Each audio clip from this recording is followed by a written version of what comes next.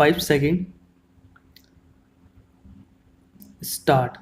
Madam, with regard to free and compulsory education, I would like to say that the states which are giving free education have not realized, and the center also has not realized, that merely not charging fees does not mean giving free education.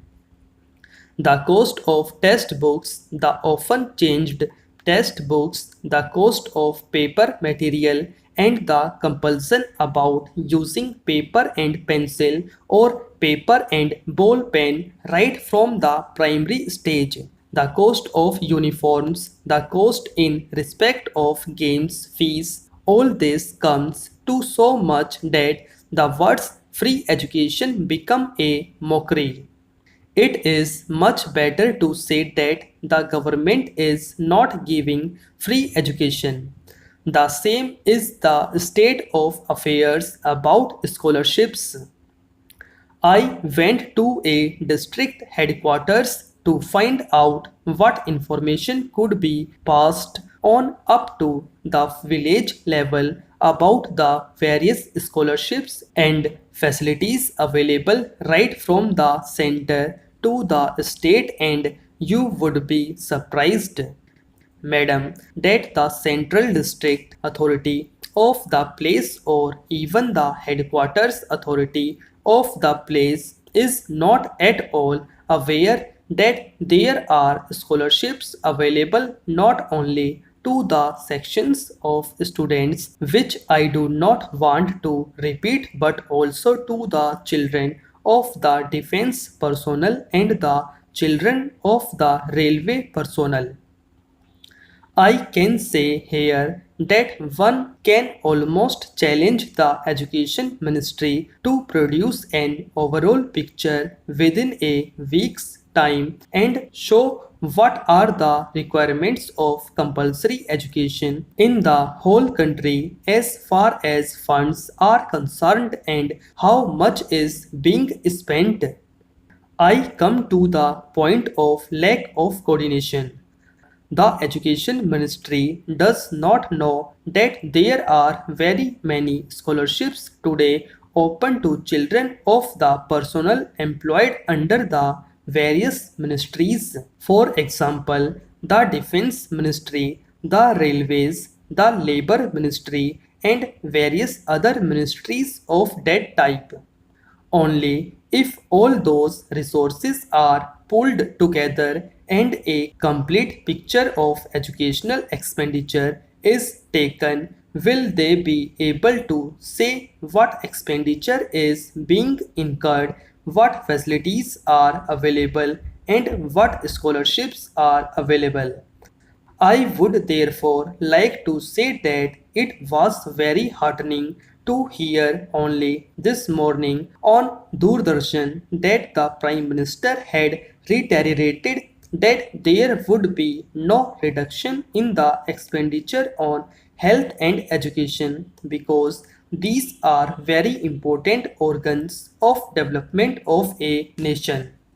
Time and again, we are assured by the government that there will not be any curtailment in the expenditure on education at the primary stage and on women's education.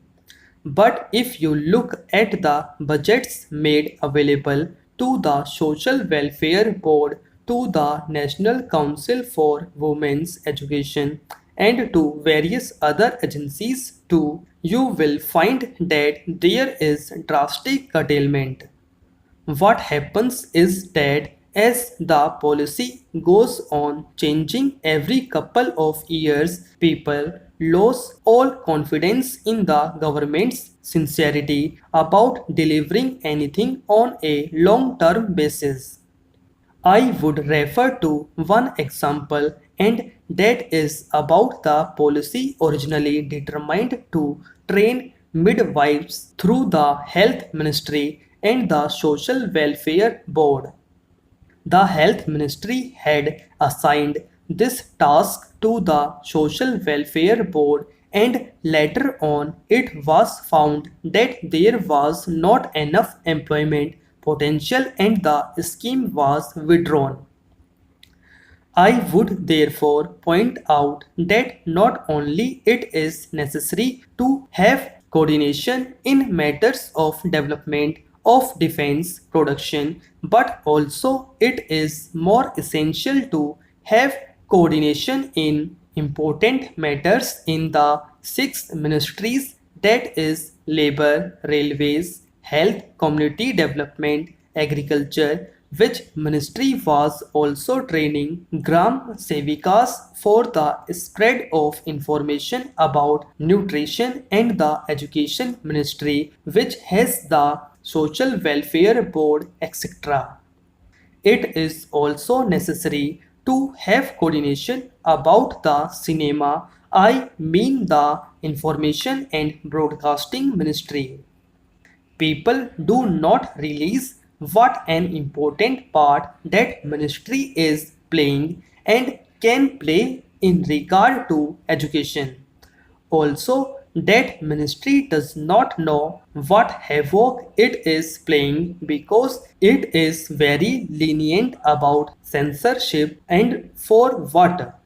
For fear of the high courts taking them to task through some decree against them.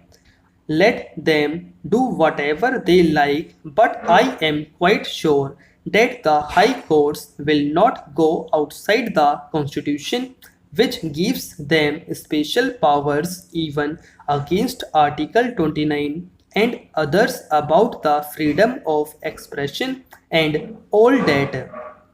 Therefore, the Information and Broadcasting Ministry should realize that visual education through films which depict crime and all other things is very harmful to young, immature, and juvenile minds, and it should take the advice or coordination or help of the psychological experts and of the education ministry and decide what films should be shown and what not.